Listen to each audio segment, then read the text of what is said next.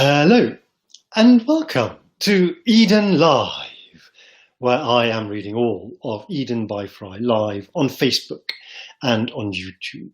And as you know, there is a recorded clip of the recording. There's a recorded clip that then goes on to Instagram, recorded at the same time. It's not actually the identical clip. And interestingly, or incidentally, these recorded clips, the Instagram feed then will be pinged back with a bit of a delay, it has to be said at the moment, to the Eden by FREI Facebook page. So if you follow Eden by FREI on Facebook rather than me personally, you will get the recorded clips there as well. Although at the moment they're a few days behind, but we're in the process of aligning them, and very soon they will be happening on the same day as well. Now, before I can start today, I have to do a little plug. I have to plug a book, especially, and namely my own book, this one here, Angel. This is a novel, the only novel I've written so far, and it's fairly much a more traditional novel, narrated in the style of a more traditional book. And I've published this a good few years ago, probably about 10 years ago or so. But today, the second edition in paperback has become available. It's come out today, and this is what it looks like. And it is a much nicer and better quality print than the first edition was, I can quite easily and happily say.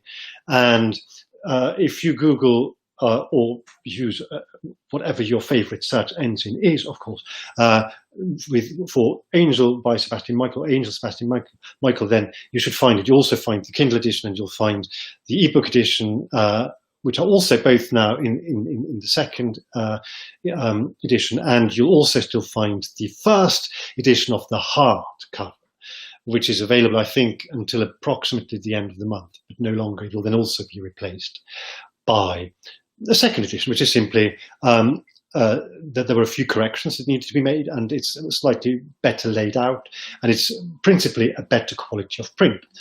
And it's the book of which Stephen Fry said that it's a delight to read.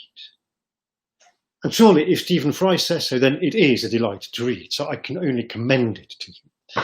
So much about Angel, which is the novel. We're in volume 1 of Eden by FREI. Volume 1 is called Dimensions, and Eden by FREI is a concept narrative in the here and now about the where, the wherefore, and forever. So it's really quite a different kettle of fish.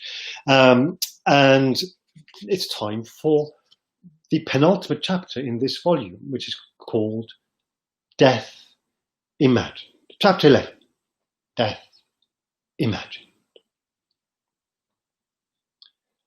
I noticed I was dead when I saw myself lying dead in my bed, looking down on myself from a great height.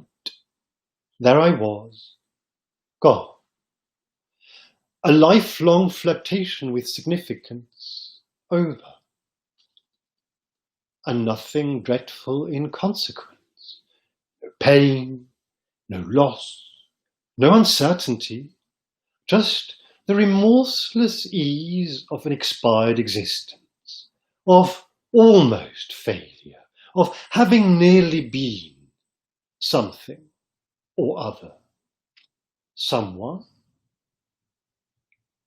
Then I woke up and realized that it had been a dream. I don't like to say only, but it had been only a dream. I had dreamt myself dead.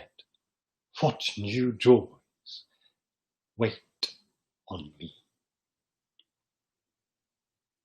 It's hard now to say what perplexed me more, being dead in my dream or being alive after all.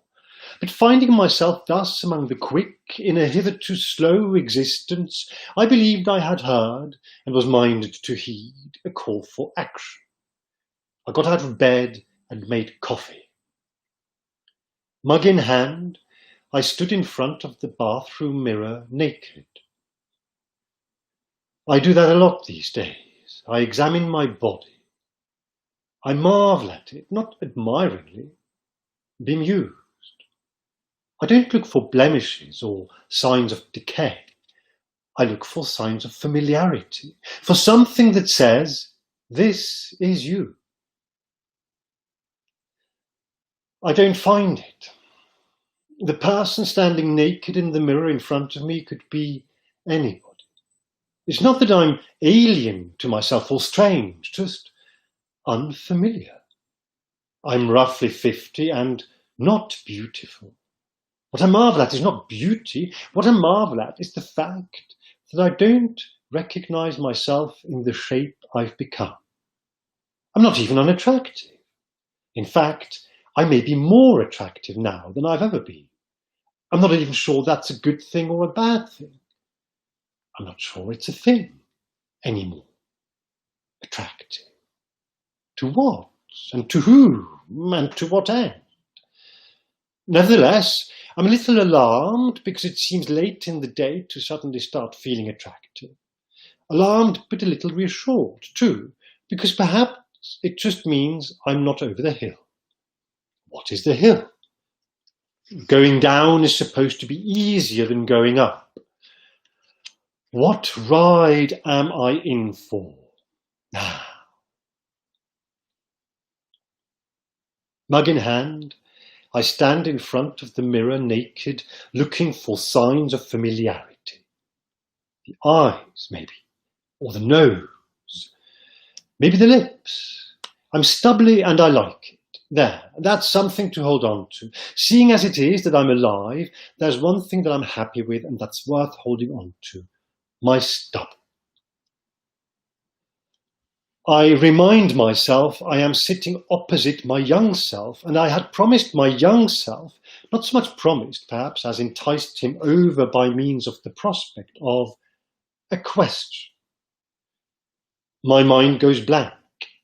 The memory of imagining my own death, even just as a dream, and the image of my standing in front of the mirror naked, mug in hand and content, that I have inexplicably become attractive, possibly owing to stubble, which has since grown somewhat into a near mature beard, sends a shudder down my spine, and I put down my mojito too firmly. George, I say, sensing that something, anything, is required from me at this point. What are you doing in Istanbul? This is not, obviously, the question I'd had in mind for him, but then I can't begin to conceive of what question I might have had in mind for him, and since it's a question that is playing on my own mind about myself, what am I doing in Istanbul? I feel it is pertinent, or if not pertinent, then perhaps justified, or if not justified, then at least maybe useful inasmuch at least as it might open the conversation. And at this point in the proceedings, are these proceedings, and if so, what are they? I yearn for a touch of conversation. I startle myself at realizing I also yearn for a touch. His touch.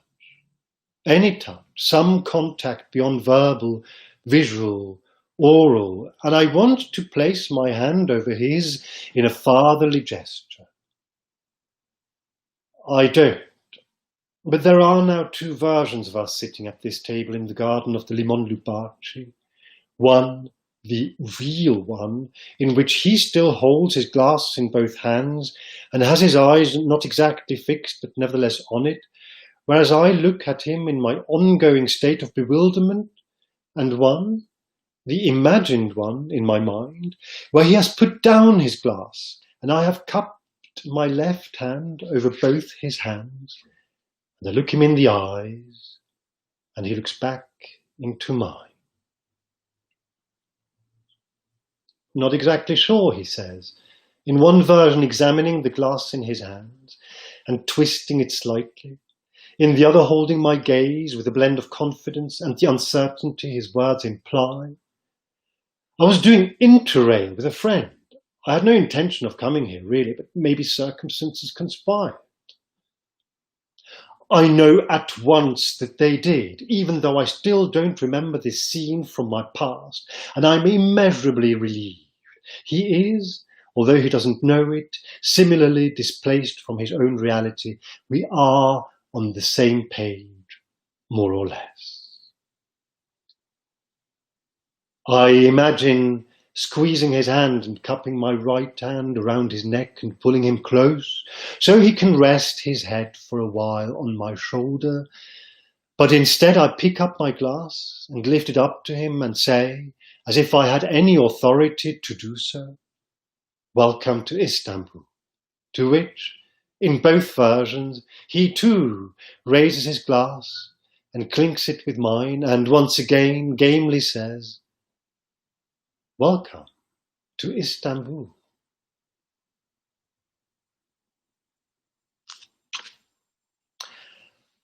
And this is it for today.